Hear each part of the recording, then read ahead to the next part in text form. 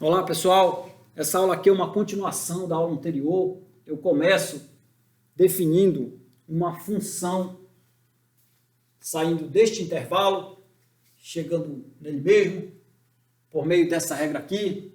Eu relembro que na aula anterior nós provamos que, dado o número real positivo, existe um único número real positivo, tal que b elevado a n seja o A, esse n é um número natural, né? Portanto, esse fato acaba provando que essa definição realmente é boa, bastando você acrescentar o zero aqui nesse caso.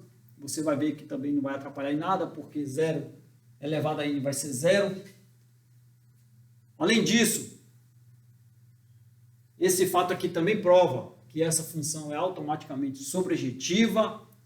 Bastando você relembrar o que é uma função sobrejetiva, você vai lá, volta nas aulas anteriores e vê qual é a definição formal de função sobrejetiva. Daí você aplica aqui, aplica esse fato e você vai ver que ela é sim sobrejetiva. Eu só tenho que acrescentar aqui a seguinte coisa. Você pode verificar que o x elevado a n é menor que y elevado a n toda vez que o x for menor do que o y. Uma vez você tendo verificado isso, você prova, usando a definição formal de injetividade, que essa função também é injetiva e, portanto, bijetiva, né? Além disso, você volta lá e verifica a maneira de calcular a inversa. Nós também já aprendemos aqui uma maneira geral de calcular a função inversa. Você vai acabar concluindo que a inversa é dada por essa lei aqui. E como você prova que ela é inversa, você usa a definição de inversa, que também foi visto lá para trás. Então, não vejo dificuldade de você fazer todas as tarefas que eu acabei deixando aqui, tá bom? Eu só tenho que provar aqui nessa aula esse fato, que é o seguinte: dados m e n pertencentes aos naturais, se não existe essa raiz aqui em n, então também não existirá essa raiz em q, ou seja, se essa raiz aqui não é natural, então não existe chance dela ser racional.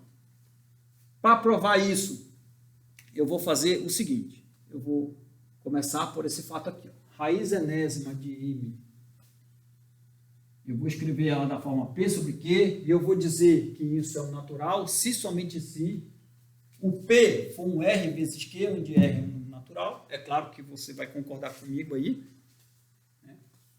Então, para o que eu quero provar aqui, eu tenho que assumir que Q não é divisor de P. Por quê? Porque isso aqui vai ser natural se somente se o Q é divisor de P. Mas eu não quero que seja natural. Então, eu tenho que assumir que Q não é divisor de P.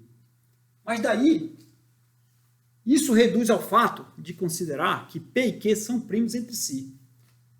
Por quê? Vamos lá. Se P e Q são primos entre si, se o único divisor comum entre eles dois é o 1. Se tiver outros números além do 1, daí você joga lá naquela coisa, vai acontecer uma simplificação e vai reduzir ao caso em que P e Q são primos entre si. Acabou. Então eu posso assumir que P e Q são primos entre si. Aí, você também deve concordar comigo que se P e Q são primos entre si, então P elevado a n e Q elevado a n também serão primos entre si. Beleza. Aí agora você volta aqui nessa equação e nós vamos obter P elevado a n igual a m vezes Q elevado a n.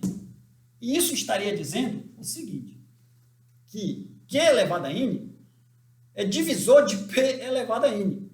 Mas isso daí, né, é um absurdo. Por quê? Nós estamos assumindo, nós vimos que P elevado a n e Q elevado a n são primos entre si, beleza? A menos que o Q seja 1, é claro. Mas se o Q for 1, você vai ter, volta lá, P elevado a n igual a m, né? Se o Q for 1. Aí isso implica que raiz enésima de m é igual a P, mas nós estamos assumindo que P e Q são naturais, lá em cima. Daí você conclui o que eu falei, que é o seguinte: se m e n são números naturais, e isso daqui não é natural, então isso daqui também não é racional, ou seja, está em R menos Q, isso daqui é o que nós chamamos dos números irracionais. Acabamos de ver que existem muitos números, além daquele raiz de 2 que nós vimos lá na aula anterior, que são irracionais. A outra coisa, esse fato generaliza aquele que nós provamos lá do raiz de 2, né, que raiz de 2 não é um número racional, não pode ser um número racional, tá bom? Isso generaliza aquele fato, você deve concordar comigo aqui. Tá? Outra coisa bacana é que esse fato ele pode sim ser apresentado lá no ensino fundamental, porque nós só utilizamos definições que foram apresentadas lá no ensino fundamental. Então, se você quiser, você pode sim convencer o aluno de que raiz de 2, raiz de 3, raiz cúbica de 4, né? E muitas outras que você apresenta lá são números irracionais. Ou seja, você consegue, porque quando você está apresentando lá, você apresenta os números naturais, os inteiros e os racionais.